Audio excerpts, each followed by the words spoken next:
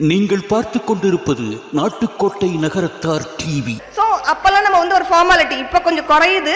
அப்போ நம்ம என்ன பண்ணுவோம், எங்கேயாவது வெளியே போகிறோம், எதாவது போகிறோன்னா நம்ம போய் எல்லார்கிட்டையும் நாங்கள் போயிட்டு வரோம், நாங்கள் இது பண்ணுறோன்னு சொல்லிப்போம்.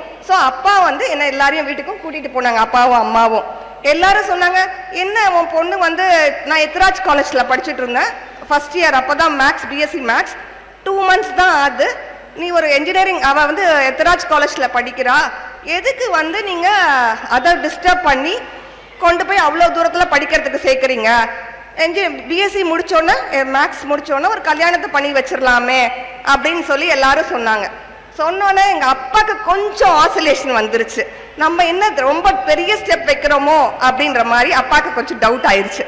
அப்புறம் அம்மா தான் இல்லை இல்லை அவளுக்கு ஆப்பர்ச்சுனிட்டி கிடைச்சிருக்கு, நம்ம அதை படிக்க வைக்கணும் அப்படின்னு சொல்லி அம்மா அந்த ஸ்டேஜில் ஸ்டபனா, யாராவது ஒருத்தர் பேரண்ட்ஸ் ஸ்டபனா இருக்கணும், அம்மா அங்கே ஸ்டபனா இருந்து எனக்கு என்ஜினியரிங் படிக்கிறதுக்கு அனுப்பிச்சி வச்சாங்க.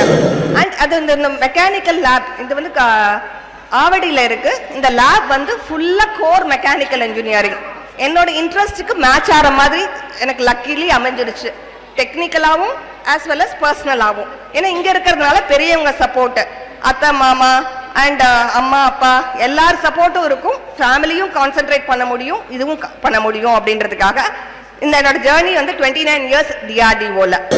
நமக்கு எது பிடிச்சிருக்கோ, பசங்களுக்கு எது பிடிச்சிருக்கோ அதை நம்ம அலோவ் பண்ணோம்னா அவங்க அதில் பெட்டராக வருவாங்கன்றது என்னோட பர்சனல் எக்ஸ்பீரியன்ஸ்.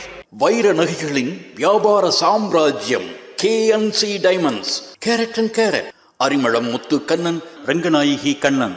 ஆன்மீக ஆனந்தம் தரும் சிவம் திருநீர் அணிந்து சிந்தை குளிர்வீர், உங்கள் வாழ்வு சிறக்க சிவம் திருநீர் அணிவீர். அடுத்து இறை வணக்கம் பாடுபவர் புவனா, இன்பவள்ளி, சுதா, திலகவதி. இறை வணக்கம் பாட வருமாறு கேட்டுக்கொள்கிறோம். மங்களத்து நாயகனே மண்ணாளும் முதலிறைவா, பொங்குதன வைச்சோனே பொற்புடைய ரத்தினனே, சங்கரநாதரு மதளை சங்கடத்தை சங்கரிக்கும் எங்கள் குல விழி விளக்கே, எழில் மணியே கணபதியே, இன்றெடுத்த இப்பணியும் தொடரும் எப்பணியும் நன்மணியே சண்முகனார் தன்னுடனே நீ எழுந்து என் பணியே உன் பணியாய் எடுத்தாண்டு எமை காக்க, பொன் வயிற்று கணபதியே போற்று என போற்றுகின்றோம், பொன் வயிற்று கணபதியே போற்று என போற்றுகின்றோம்.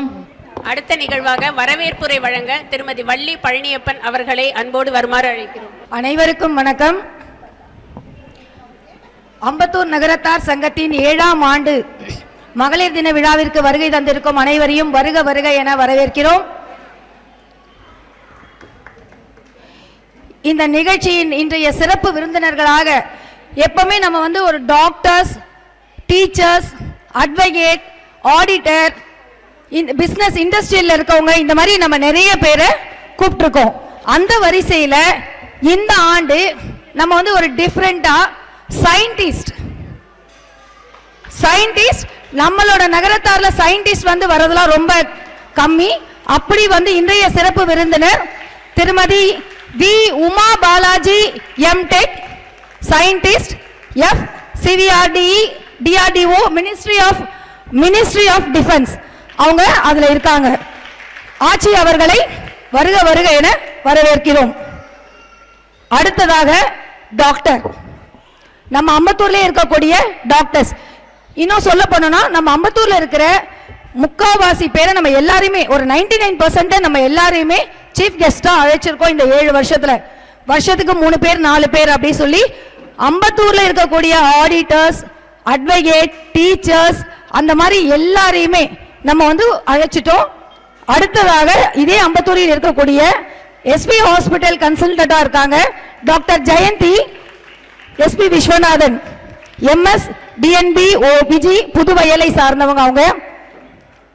மற்றும் இங்க வந்திருக்கும் அனைவரையும் வரவேற்பதில் மிக்க மகிழ்ச்சி. இப்ப நீங்க பார்த்திருப்பீங்க, மகளிர் குழுல இருக்க எல்லாருமே கொஞ்சம் மைக்ல பேசுறாங்க.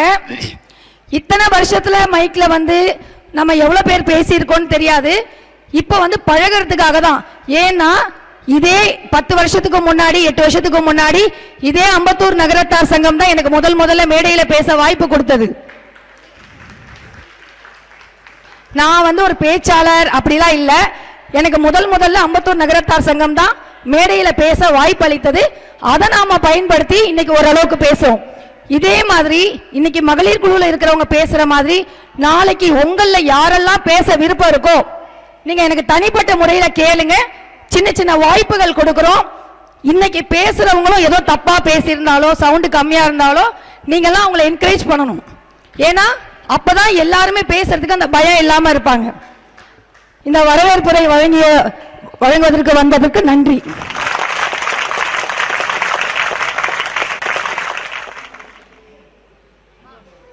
மகளிர் அணியின் ஆண்டறிக்கை 2020 ஆண்டுக்கான ஆண்டறிக்கையை புதுவையிலே சார்ந்த போனா வீரப்பன் அவர்கள் இப்பொழுது வாசிப்பார்கள். அனைவருக்கும் வணக்கம். அம்பத்தூர் நகரத்தார் மகளிர் அணியின் 2025-26 ஆண்டிற்கான ஆண்டறிக்கை. ஆண்டுதோறும் மார்ச் மாதம் மகளிர் தின விழா மகளிர் அணியினரால் மிக சிறப்பாக நடத்தப்படுகிறது. வருடந்தோறும் நமது நகரத்தார் பெருமக்களில் ஒவ்வொரு துறையிலும் சிறந்து விளங்கக்கூடிய 3 பெண்மணிகளை அழைத்து அவர்களுக்கு சிறப்பு செய்து கௌரவிக்கிறோம். குழந்தைகளுக்கும் ஆட்சிமார்களுக்கும் விளையாட்டு போட்டி, ஓவிய போட்டி, அடுப்பில்லா சமையல் போட்டி என அனைத்தும் மிகச் சிறப்பாக மகளிர் அணியினரால் நடத்தப்படுகிறது. புரட்டாசி மாதம் சித்திரை மாதம் வருடப்பிறப்பன்று 6ஆம் ஆண்டாக பூத்தட்டு எடுக்கும் நிகழ்வு மகளிர் அணியினரால் சிறப்பாக நடைபெறுகிறது. நமது முருகன் கோவிலிலிருந்து பூத்தட்டு எடுத்து தேவி தண்டு துடுக்காந்தம்மனுக்கு பூச்சொரிதல் நடைபெறும். புரட்டாசி மாதம் நவராத்திரி 10 நாட்களும் நவராத்திரி விழா அம்பத்தூர் நகரத்தார் சங்கத்தால் மிகச் சிறப்பாக நடத்தப்படுகிறது. 10 நாட்களும் குங்கும அர்ச்சனை நடைபெற்று தாம்பூலம் வழங்கப்படுகிறது. 10ஆம் நாள் விஜயதசமி அன்று சாமி அம்பு ஓடும் நிகழ்வும் மிகச் சிறப்பாக நடத்தப்படுகிறது. அதற்கும் இந்த 10 நாட்களும் மகளிர் அணியினரின் பங்கு மிகச் சிறப்பானது. மார்கழி மாதம் பிள்ளையார் நோன்பு விழா அம்பத்தூர் நகரத்தார் சங்கத்தினரால் மிகச் சிறப்பாக நடைபெறுகிறது. அதற்கு 2 நாட்கள் மகளிர் அணியினர் மாவு சேர்த்து பணியாரம் சுட்டு பணியாரம் பேக்கிங் செய்து அனைத்து வேலைகளையும் மிகச் சிறப்பாக செய்து வருகிறோம். பிப்ரவரி 25 மகளிர் சந்தை சேதுபாஸ்கரா மேல்நிலைப் பள்ளியில் மிக சிறப்பாக மகளிர் அணியினரால் நடத்தப்பட்டது. 7000க்கும் மேற்பட்ட பொதுமக்கள் வந்து கலந்து கொண்டு பயனடைந்தனர். நன்றி, வணக்கம். அடுத்த நிகழ்வாக நமக்கு சிறப்பு விருந்தினராக வந்திருக்கும் திருமதி உமா பாலாஜி அவர்களை பற்றிய அறிமுக உரை வழங்க சுதா அவர்களை மேடைக்கு வருமாறு அழைக்கிறோம். அனைவருக்கும் மாலை வணக்கம். சயின்டிஸ்ட் உமா பாலாஜி அவர்களை மகளிர் அணியின் சார்பாக வருக என வரவேற்கிறோம். இவங்க பிறந்தது வந்து தேவகோட்டை, கல்யாணம் பண்ணது கோட்டையூர், கோவில் வந்து எரணி கோவில். இவங்க 10th ஸ்கூல் ஃபர்ஸ்ட் வாங்கியிருக்காங்க. இன்ஜினியரிங் பெஸ்ட் அவுட் கோயிங்ல மெக்கானிக்கல் இன்ஜினியரிங் ஸ்டூடெண்ட்ல யூனிவர்சிட்டி 2nd ரேங்க் ஹோல்டர் வாங்கியிருக்காங்க. அப்புறம் எம்டெக்ல பெஸ்ட் இன்டர்நேஷனல் ப்ராஜெக்ட் ஐஐடில மெட்ராஸ்ல பண்ணியிருக்காங்க.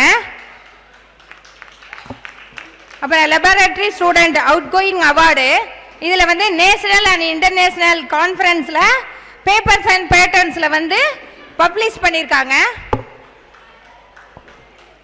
டிஃபென்ஸ்ல வந்து 29 இயர்ஸ் வந்து எக்ஸ்பீரியன்ஸ் இருக்கு. இவங்களை பத்தி என்ன சொல்லணும்னா சொல்லிட்டே போகலாம். நேரமின்மையால குறைச்சு சொல்லிட்டு அவங்களை வருக என பேச அன்புடன் அழைக்கிறேன். அனைவருக்கும் மாலை வணக்கம். எனக்கு இந்த ஆப்பர்ச்சுனிட்டி கொடுத்த அம்பத்தூர் நகரத்தார் சங்கத்துக்கு ரொம்ப நன்றி தெரிவிச்சுக்கிறேன். ஆக்சுவலாக நான் என்னோட ஸ்பீச் வந்து நான் எப்படி defence research and development organisation DRDO அதில் வந்து எப்படி நான் உள்ளே போனேன் அப்படின்றதுக்கும் அப்புறம் DRDOவில் என்ன பண்ணுறோம் அப்படின்ற மாதிரி 2 செஷனாக என்னோட ஸ்பீச் வந்து ஒரு ப்ரீஃபாக கொடுக்கணும்னு நான் நினைக்கிறேன். அதில் என்னோட எக்ஸ்பீரியன்ஸ் என்ன கெயின் பண்ணேன் அப்படின்றதும் நான் சொல்கிறேன். நம்ம எல்லாருக்குமே நிறைய எக்ஸ்பீரியன்சஸ் இருக்கும். பட் இது இந்த ஆப்பர்ச்சுனிட்டியில் என்னோட எக்ஸ்பீரியன்ஸை ஷேர் பண்ணுறதுக்கு நான் I am planning to do it. ஆக்சுவலாக நான் 10th ஸ்கூல் ஃபர்ஸ்ட் வாங்கினோடனே 10th ஸ்கூல் ஃபர்ஸ்ட் வந்தோடனே அப்பா அம்மாவுக்கு ரொம்ப ஹாப்பி ஆயிடுச்சு.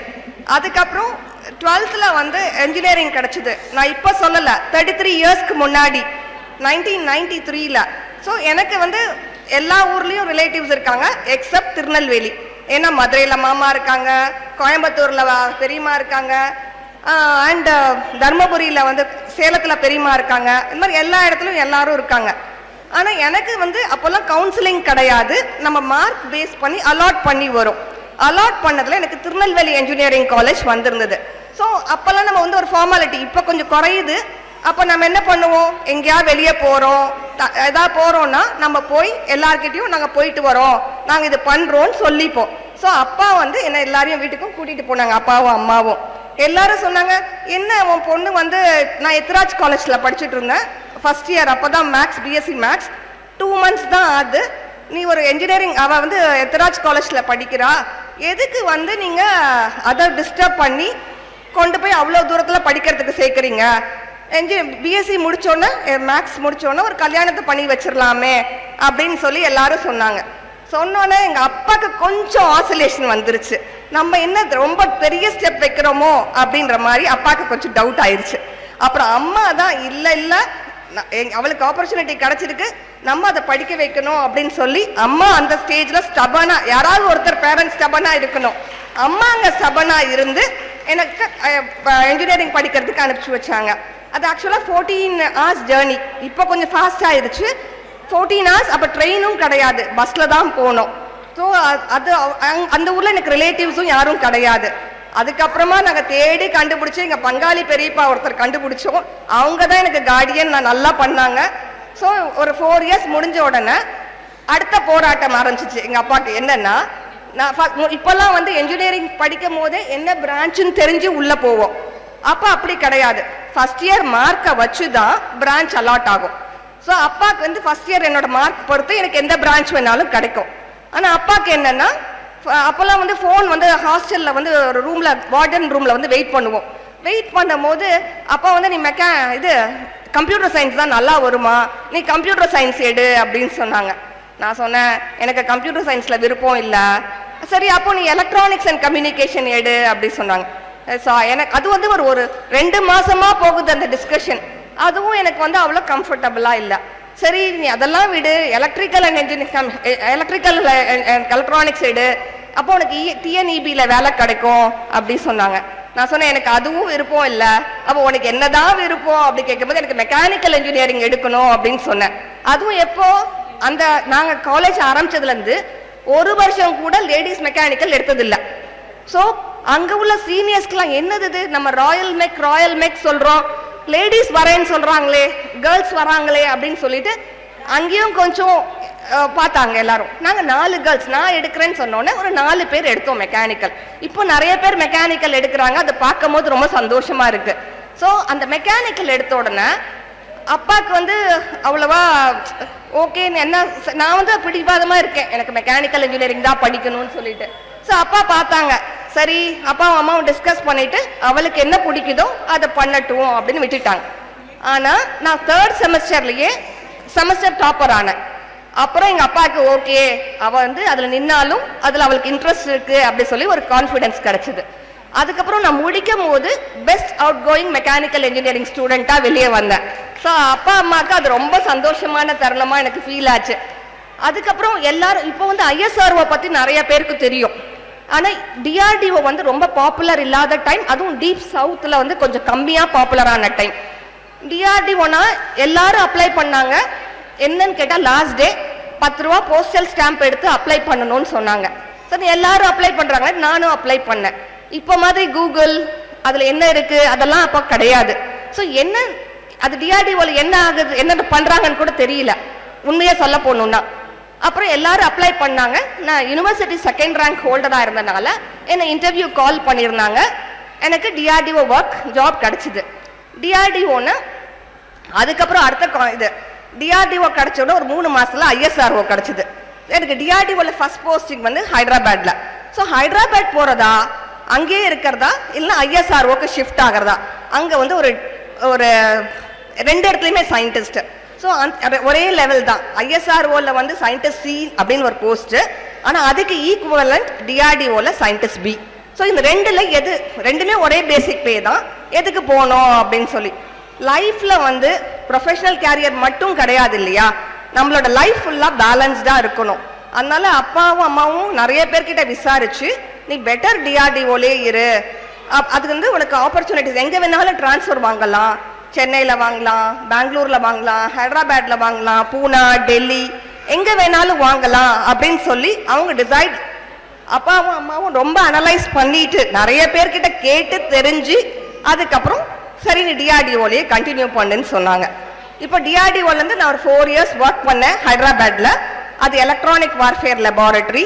அதுக்கப்புறம் எனக்கு மேரேஜ் அதனால சென்னைக்கு போஸ்ட் ட்ரான்ஸ்ஃபர் வாங்கிட்டு வந்தேன். அவங்க நினச்ச மாதிரியே சென்னை ஆயிடுச்சு. அண்ட் அது இந்த மெக்கானிக்கல் லேப் இது வந்து ஆவடியில் இருக்கு. இந்த லேப் வந்து ஃபுல்லாக கோர் மெக்கானிக்கல் இன்ஜினியரிங் என்னோட இன்ட்ரெஸ்ட்டுக்கு மேட்ச் ஆகிற மாதிரி எனக்கு லக்கிலி அமைஞ்சிருச்சு, டெக்னிக்கலாகவும் ஆஸ் வெல் அஸ் பர்சனலாகவும். ஏன்னா இங்கே இருக்கிறதுனால பெரியவங்க சப்போர்ட்டு, அத்தை மாமா அண்ட் அம்மா அப்பா எல்லார் சப்போர்ட்டும் இருக்கும், ஃபேமிலியும் கான்சென்ட்ரேட் பண்ண முடியும், இதுவும் பண்ண முடியும் அப்படின்றதுக்காக இந்த என்னோட ஜேர்னி வந்து 29 years டிஆர்டிஓவில். இப்போ நான் டிஆர்டிஓ பற்றி ஒரு 2-3 இன்ஸ்டன்ஸ் சொல்ல இந்த இதில் நான் என்ன சொல்ல விரும்புகிறேன்னா, நமக்கு எது பிடிச்சிருக்கோ, பசங்களுக்கு எது பிடிச்சிருக்கோ அதை நம்ம அலோவ் பண்ணோம்னா அவங்க அதில் பெட்டராக வருவாங்கன்றது என்னோட பர்சனல் எக்ஸ்பீரியன்ஸ். அதுதான் நான் சொல்ல வர்றது இந்த இடத்துல. செகண்ட், டிஆர்டிஓனா என்ன? இப்போ இஸ்ரோ பற்றி கேட்டால் எல்லாருக்குமே தெரியும். டிஆர்டிஓனா defence research and development organisation. எங்களோட ஜாப் என்னன்னா இதுவும் R&D ஆர்கனைசேஷன். இது வந்து நாங்கள் ப்ராஜெக்ட் பண்ணுறதெல்லாம் ஆர்மி, ஏர்ஃபோர்ஸ் அண்ட் நேவிக்கு. இப்போ ஆப்ரேஷன் சிந்தூரில் நிறைய மிசைல்ஸ் பற்றி கேள்விப்பட்டிருப்பீங்க. Akash missile, BrahMos missile, some drones இருக்கும். அந்த ட்ரோன்ஸ் அவங்க ஷூட் பண்ணாங்கன்னா அதை வந்து தடுக்கிறதுக்காக அதை ஐடென்டிஃபை பண்ணுற எலக்ட்ரானிக் வார்ஃபேர் சிஸ்டம், இதெல்லாம் எங்களோட ஆர்கனைசேஷன்ல இருந்து. ஸோ அந்த ஆப்ரேஷன் சிந்தூர் அந்த 3 நாளில் எங்களோட டிசைன்ஸ் அண்ட் இதெல்லாம் ஒர்க் ஆகணும் போது அதை நானும் ஒரு பார்ட் ஆஃப் தட் ஆர்கனைசேஷன் சொல்லும் போது எங்களுக்குலாம் ரொம்பவே ஹாப்பியாக இருந்தது.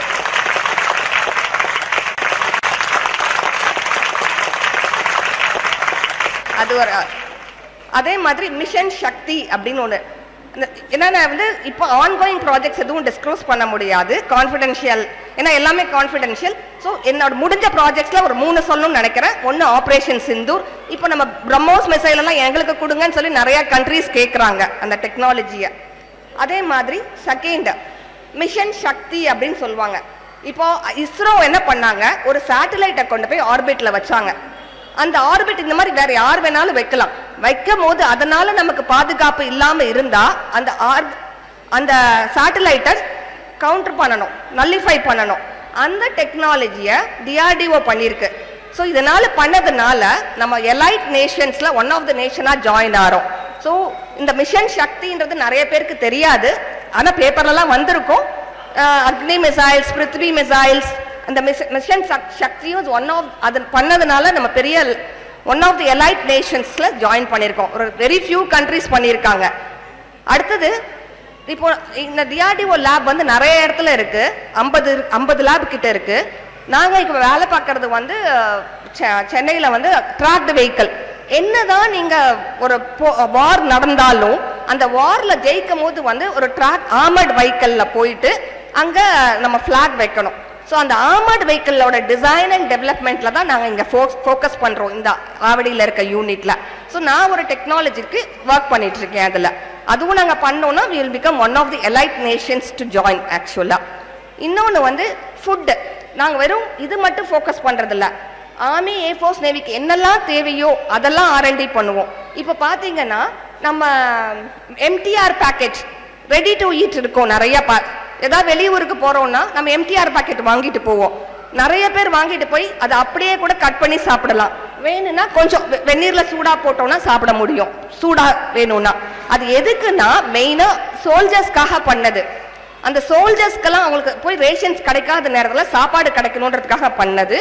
ஸோ அந்த டெக்னாலஜியை ஏன் சிவிலியன்ஸ்க்கு வரக்கூடாதுன்றதுக்காக யூஸ் பண்ணது தான். இந்த MTR பேக்கெட்டில் பார்த்தீங்கன்னா டிஆர்டிஓட சிம்பிள் இருக்கும். ஏன்னா they pay royalty to DRDO. So இது டிஆர்டிஓ பற்றிய ப்ரீஃப். இது அதில் ஆக்சுவலாக நார்த்தில் நிறைய பேருக்கு தெரியும். இப்போ கொஞ்சம் கொஞ்சமாக நம்ம டிஆர்டிஓ பற்றி, சென்னையில் ஒரு லேப் தான் இருக்குது தமிழ்நாட்டில், அதை பற்றி எனக்கு ஒரு ஆப்பர்ச்சுனிட்டி கொடுத்து எங்கள் ஆர்கனைசேஷன் பற்றி சொல்கிறதுக்கும் பண்ணதுக்காக ரொம்ப நன்றி. நம்ம ப்ரொஃபஷனல் கேரியர் இப்போ நிறைய பேர் 2 பேர் ஒர்க் பண்ணுறோம். ப்ரொஃபஷனல் கேரியர்லையும் பெட்டராக இருக்கணும், ஃபேமிலியும் பெட்டராக லைஃப் பேலன்ஸ்டாக இருக்கணும்னா பெரியவங்களோட சப்போர்ட் ரொம்ப முக்கியம். அதுக்கு நம்ம கொஞ்சம் முன்ன பின்ன இருந்தாலும் அட்ஜஸ்ட் பண்ணிக்கிட்டு கொஞ்சம் போனோன்னா எல்லாமே நல்லா நடக்கும். Life is all about balance. And I thank உங்கள் அம்பத்தூர் மகளிர் சங்கம் ஃபார் திஸ் ஆப்பர்ச்சுனிட்டி. நன்றி.